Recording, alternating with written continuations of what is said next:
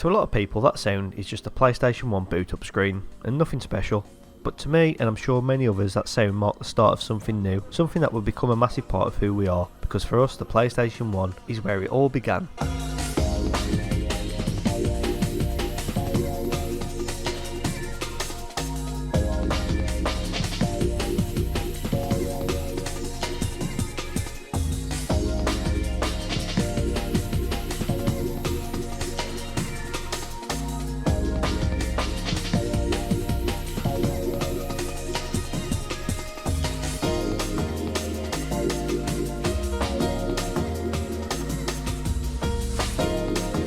Users lose all sense of reality and enter another world.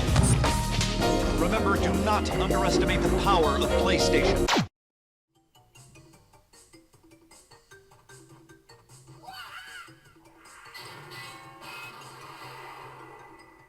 Now, the story of not only the first console but the name PlayStation itself actually starts with Nintendo. In the early 90s, Nintendo wanted to utilise the power of the CD-ROM, which held a lot more storage and were cheaper to produce than the traditional cartridges they had been using. Who better to ask to assist with this new project than Sony, a company who were quite familiar with the compact disc due to having products like the Walkman and also being a very big player in the world of audio, so much so they had already made the audio chip for some of Nintendo's other consoles. The two Japanese powerhouses in entertainment hardware began working together and even had a few prototypes built. Some would even resurface just a few years ago, giving us the Nintendo PlayStation, which is still such a weird thing to say.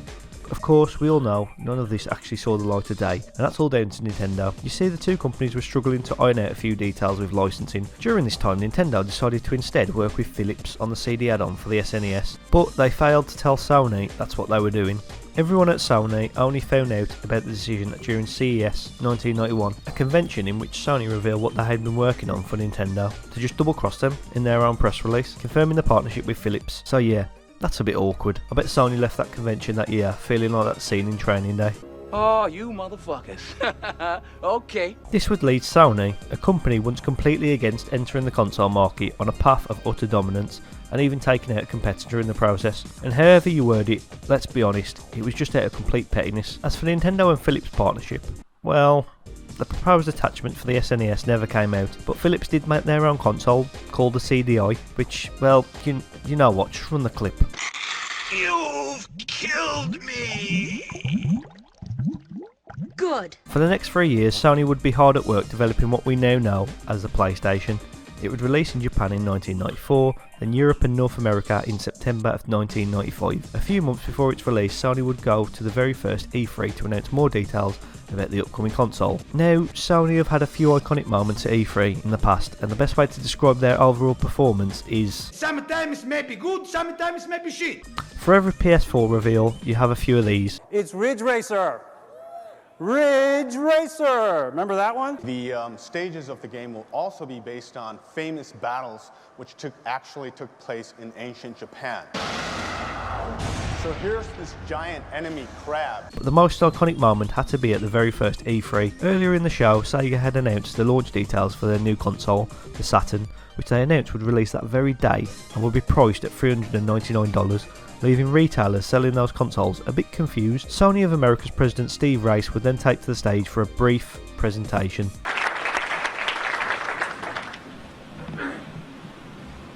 $299.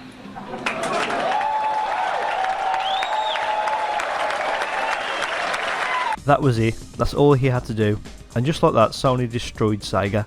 Sega would keep catching strays from Sony for the rest of the 90s, even with the next console generation, completely killing Sega in the console market. Even though Sony's main beef would be with Nintendo, Sega is the one who took the biggest downfall from Sony. I'm like, what do you say fuck me for? Sony would continue the tradition of aggressive marketing with certain TV ads, even one with Crash Bandicoot standing outside Nintendo's headquarters. You see, this was back when console manufacturers would constantly go at each other in their ad campaigns, something that you don't see nowadays. Instead, we just get them releasing games on each other's consoles. I'm off, mate. See you soon. Alright, mate. Who was that? Just a friend. You've made a new friend? Oh, a friend?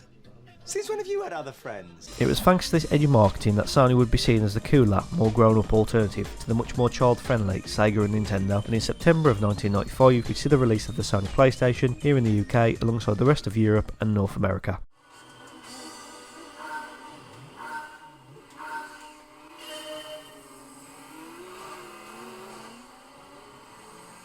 After its release in 1994 in Japan and 1995 for the rest of the world, the PlayStation quickly became a hit.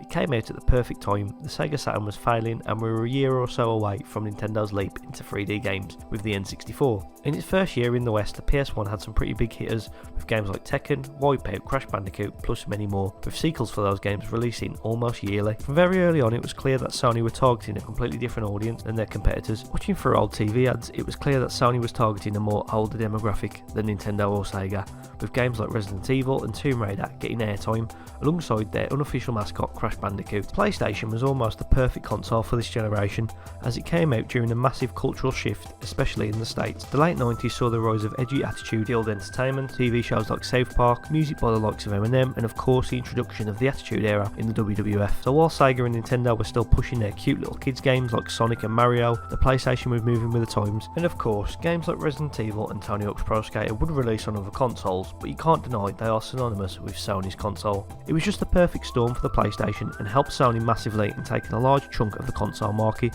from both its competitors. And when I say large, I mean lifetime sales of 102 million consoles large, which compared to a combined 42 million for the Saturn and N64, it's safe to say the PlayStation was pretty successful. This would cement Sony's place in the console market and led them to being the biggest console manufacturer of all time. Not too bad for a company that didn't even want to enter the console market in the first place.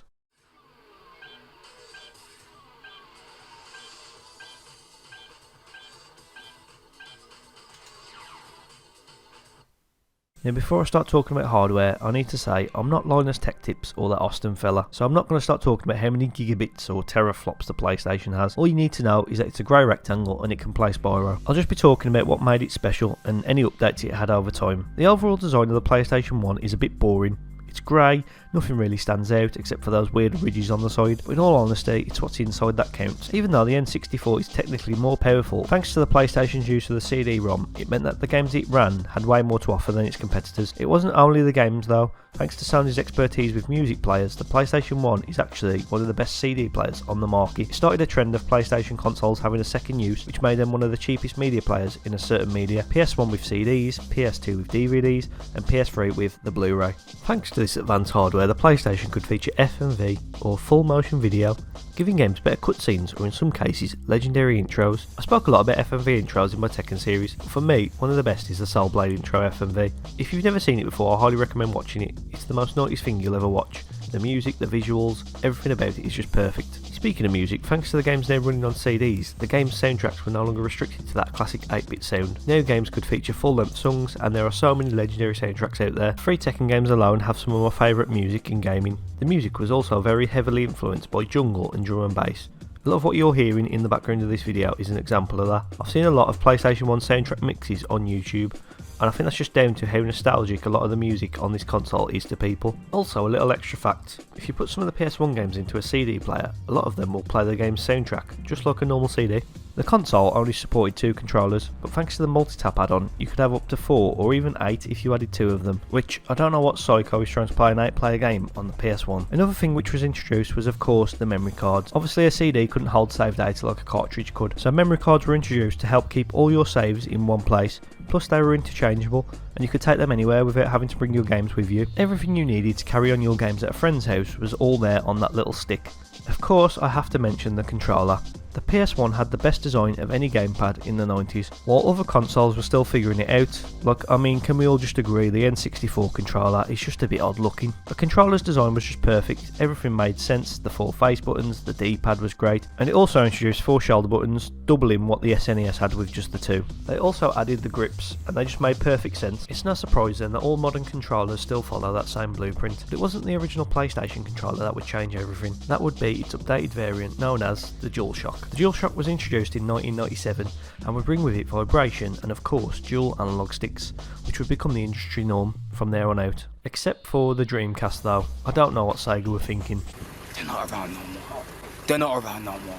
And who do you think that's because of? The controller's design is so perfect that Sony wouldn't change it until 2013 with the release of the PS4, and even then, the DNA of the original can still be seen in it, and also the PS5 controller. There are also other ways to play games on it as well. You had light guns for games like Time Crisis, and a big fad in the 90s was the dance mat. with games like Dance Dance Revolution in arcades across the world becoming so popular, everyone had one of these horrendous things lying around, and we all tried to play Crash Bandicoot on it with varying degrees of success. It wasn't just the controller that got an update, the actual console itself would have a facelift, cleverly titled the PS1. It released in 2000 while the PS2 was already out, so it made sense to give it this name. It was way smaller than the original console, and it's a trend that Sony would carry on for the next couple of generations, giving their consoles an updated look, which was way smaller and also dropping the price. Nowadays, the only thing Sony shrinks is the size of your bank account. The newest Slim model also had a portable TV attachment, which I mean, it's 2025. I have a little Android device that can play any PS1 game I want, but in all honesty, I'd still love to have one of these. I remember when I was younger getting the PS2 hooked up to it thinking it was illegal, and the police were going to boot my front door down any minute. Even though the PS1's design was quite boring and plain, it actually worked in Sony's favour. It wasn't trying to be some crazy looking game console for 8-year-olds, it was something that you could put in your living room and it wouldn't look out of place, and you can't deny that the DualShock revolutionised controller design forever.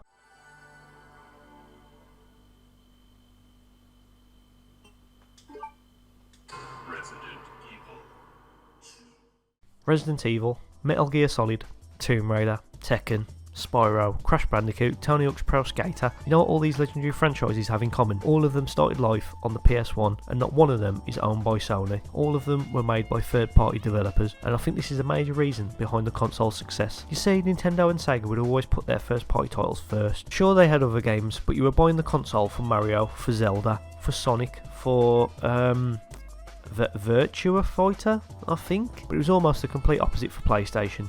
You were buying it for Resident Evil, for Tekken, for Tomb Raider, but don't think that it didn't have any good first party titles either, because it definitely did. We saw the likes of Gran Turismo, Parappa the Rapper, Wipeout and Twisted Metal. The amount of legendary franchises that had their start on the PlayStation 1 when you look back is actually insane, and is definitely one of the reasons it succeeded. It had multiple classic games in every genre. Platformers, you've got Crash and Spyro. Fighting games, there's Tekken and Soul Edge. Racing, there's Ridge Racer and Gran Turismo. Fuck it, let's start a new genre and have both of the best games in that as well, with survival horrors like Resident Evil and Silent Hill. These games weren't just fun to play either, they came packed with so much content. I mean, there was nothing like Gran Turismo when it came out. It had so many detailed licensed cars and a fully fleshed out career mode. Metal Gear Solid was a massive action adventure with so many different gameplay quirks that could only come from Hideo Kojima, which I don't think would have been possible on any other console. I could make an hour-long video on games on the PlayStation I haven't even mentioned, like the Oddworld games, which after watching an old G4 documentary on its development, it kind of feels like an early blueprint of an indie game, and I think that's what makes the games on the PlayStation so special. Every game you play feels like the developers are putting absolutely everything they can into the game with no compromise. The only thing stopping them was the limitations of the technology at the time. Just look at how much content there is in Tekken 3, or how ahead of its time Colin McRae Rally looks. If you look at ports of Resident Evil 2 or Tony Hawk's Pro Skater to the N64, first thing people bring up is how surprising it is to see those games running on that console, and it's not because the console itself was weak, but due to the limitations of the cartridge, which are also more expensive to produce, so it's no surprise that so many third-party developers brought their games to the new console, and why we saw the birth of so many classic titles on the PlayStation. I also need to mention the birth of the console demo disc. Obviously the older cartridge-based consoles never had any way to give people a taste of new and unreleased games with demos, but thanks to the games now being CD-based, it was easier than ever to put a disc full of demos into a magazine for people to try. The one I remember the most, I think, was actually bundled with the PlayStation, the famous demo disc one. If you grew up with it, just enjoy the next few moments.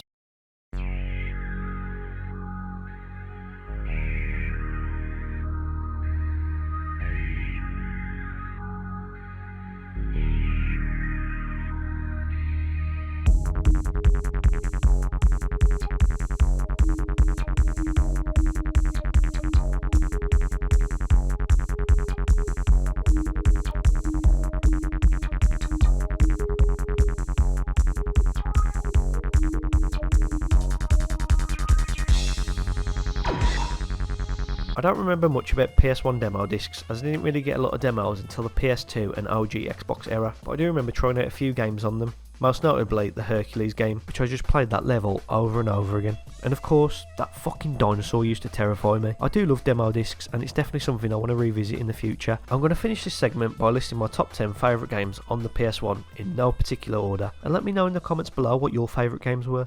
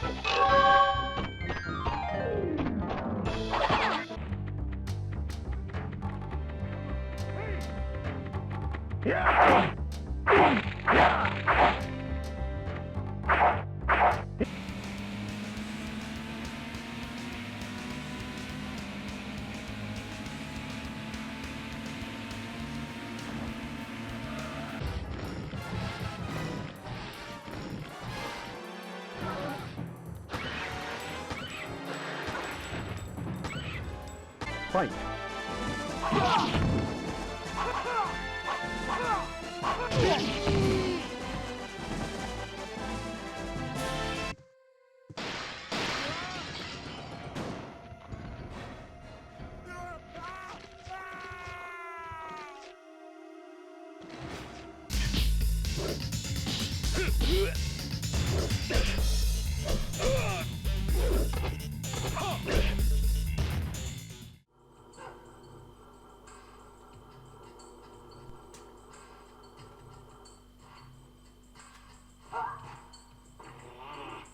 Near the end of the 90s and heading into not only a new decade but also a new millennium, Sony had already cemented itself as one of the major players in the console space, and by then they had already moved on to their next console, the PlayStation 2, but the PS1 was still getting some love. I've already mentioned its sleek redesign model, but also it still had a ton of games releasing for it, all the way up until 2004, with the last game being FIFA 2005. In those 10 years, the PlayStation became a classic console, being home to some legendary games, but classic trilogies as well, like Tekken, Crash Bandicoot and Tomb Raider. In this video I've mostly spoken about the positives of the PlayStation's life cycle, but one big problem it had was piracy. Thanks to blank CDs being widely accessible, it was now easier than ever for people to have all their favourite games without spending a penny, and the PS1 was super easy to mod to allow this to happen. I think everyone had a modded, or as we called them, chipped PlayStations back then. I had one, my friends had one, even my nan had one. They became the norm, and even though it would be a big problem going into the 6th gen, as most of them would use CD-ROMs, except of course for Nintendo, I feel like consoles have kind of got the whole piracy thing under control nowadays. Overall, for the 10 years it was active, the PlayStation cemented its legacy of one of the icons of the 90s, completely changing the console landscape, whilst also introducing us to some of gaming's most legendary franchises. Sony still holds the original console in very high regard.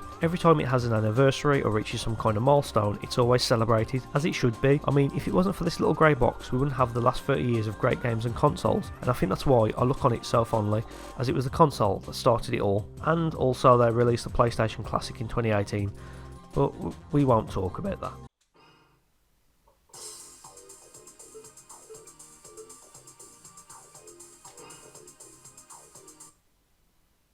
Throughout this video I've spoken about why the PlayStation was special in terms of its impact on the whole gaming world, but for me the reason the PlayStation 1 is special isn't because of the games or the fact that it was my first ever console, it was due to who introduced me to it.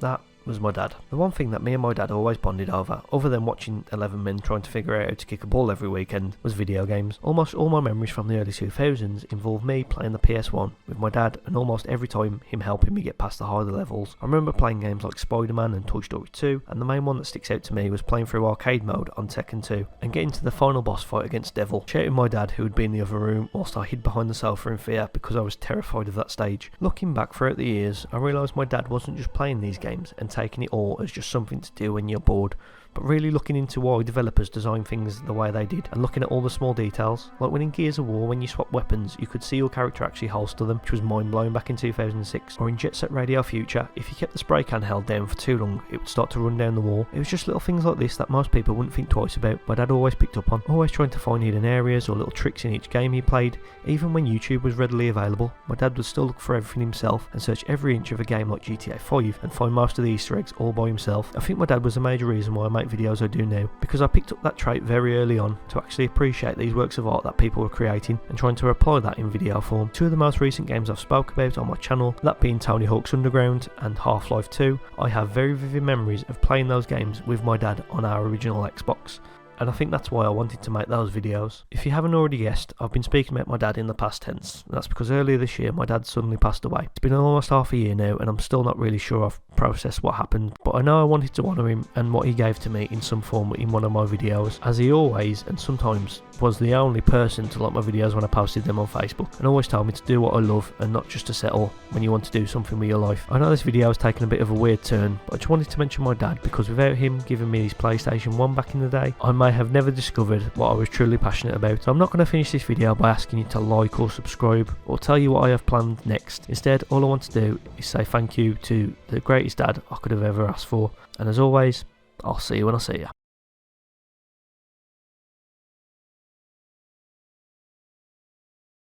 Final round. Fight!